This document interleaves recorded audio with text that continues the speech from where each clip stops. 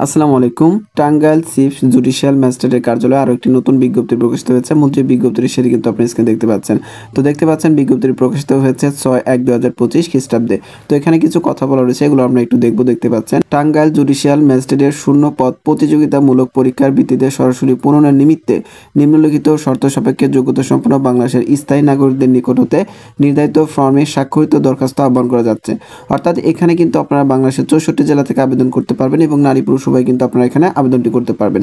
তো দেখতে পাচ্ছেন ক্রমিক নং, পদের নাম, পদ সংখ্যা, বেতন স্কেল, শিক্ষাগত যোগ্যতা ও অভিজ্ঞতা। তো দেখেন ক্রমিক নং 1 60 মুদ্রাক্ষরিক কাম কম্পিউটার অপারেটর, এখানে একটি পোস্ট রয়েছে। 14তম গ্রেডে কিন্তু আপনার বেতন দেওয়া হবে। শিক্ষাগত যোগ্যতা দেখতে পাচ্ছেন যে কোনো শিক্ষিত বিশ্ববিদ্যালয় হতে ন্যূনতম 2য় শ্রেণী বা সমমানের সিজিপিএতে স্নাতক বা সমমানের ডিগ্রি থাকলে কিন্তু আপনি এখানে আবেদনটি করতে পারবেন।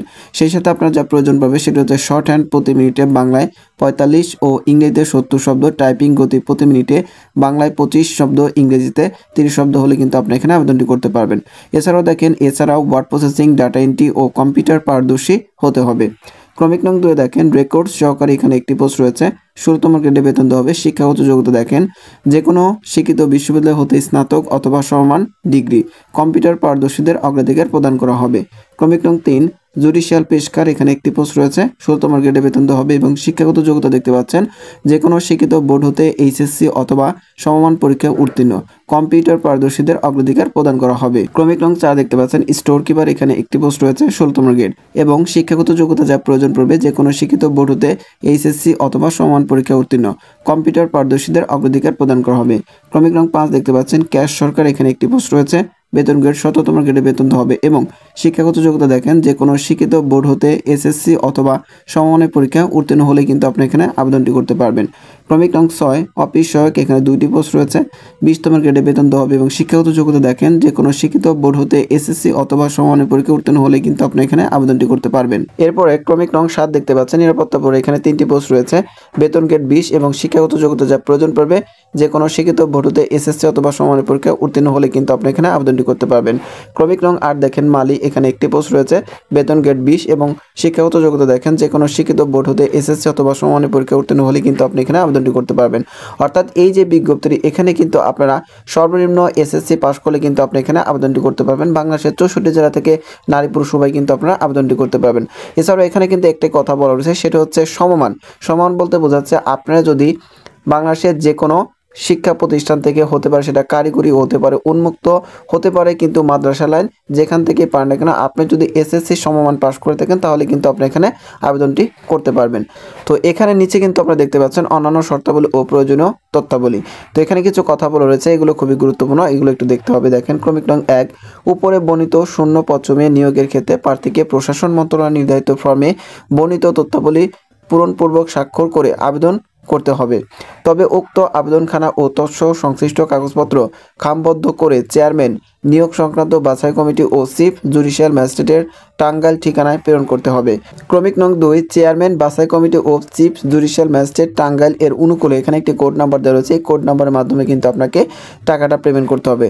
এরপর দেখেন কোড নম্বরে পরীক্ষার ফি বাবদ ক্রমিক নং 1 থেকে 4 পর্যন্ত আবেদনকারীগণকে 100 টাকা এবং ক্রমিক নং 5 থেকে 8 পর্যন্ত আবেদনকারীগণকে 50 টাকা অফেরযোগ্য ট্রেজারি চালানের মাধ্যমে বাংলাদেশ ব্যাংক অথবা সোনালী ব্যাংক মূল কপি দরখাস্তের সাথে দাখিল করতে হবে।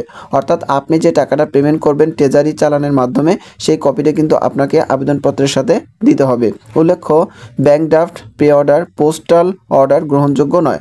অর্থাৎ আপনি যে এখানে ব্যাংক ড্রাফট করবেন বা পে অর্ডার করবেন বা পোস্টাল অর্ডার করবেন, এটা কিন্তু কর্তৃপক্ষ গ্রহণ করবে না। ক্রমিক নং 3 আগামী 28/1/2025 তারিখের মধ্যে চিফ জুডিশিয়াল ম্যাজিস্ট্রেট টাঙ্গাইল এর কার্যালয়ে অফিস চলাকালীন ডাকযোগে অথবা সরাসরি দরখাস্ত পৌঁছাতে হবে। অর্থাৎ আপনি কিন্তু অফিস চলাকালীন সময় আপনি নিজে উপস্থিত হয়ে কিন্তু আপনার যে আবেদনটি সেটা পৌঁছে দিতে পারেন অথবা ডাকযোগে কিন্তু পৌঁছাতে পারবেন। এরপর দেখেন অসম্পূর্ণ, ত্রুটিপূর্ণ এবং নির্ধারিত তারিখের পরে প্রাপ্ত ডাকযোগে প্রাপ্ত হলেও সকল আবেদনপত্র সরাসরি বাতিল বলে গণ্য হবে। অর্থাৎ আপনাকে 28/1/2025 তারিখের মধ্যে কিন্তু আবেদন ফর্মটি অফিসে পৌঁছে দিতে হবে। ক্রমিক নং 4 প্রাপ্ত আবেদনপত্র যাচাই বাছাই করে বাতিলকৃত যদি থাকে প্রার্থীগণকে একটি তালিকা চিফ জুডিশিয়াল ম্যাজিস্ট্রেট এর কার্যালয়ের নোটিশ বোর্ডে প্রকাশ করা হবে।